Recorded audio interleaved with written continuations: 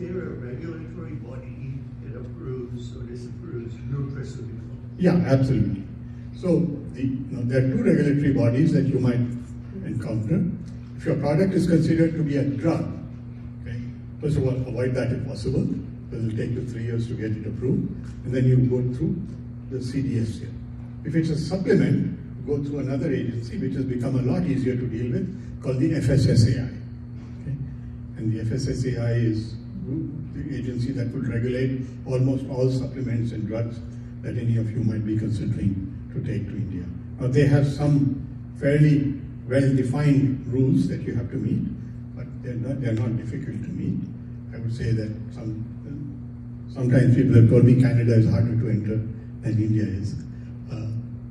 They do have a requirement that you must mark your product of whether it's of vegetable or animal origin. You must state your maximum retail price on the label. Okay?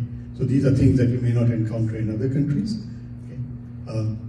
If the ingredient in your product is novel, then they'll want some test results. If that ingredient has already been encountered by them before, then it's very straightforward. So for instance, the ingredient in our formulation is approved, so to speak. DSHA approves it in the United States and Canada.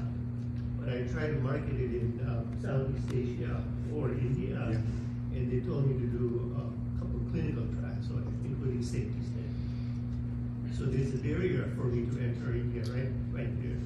Yeah, so we can discuss your situation specifically offline. But yeah, if they have not encountered that ingredient before.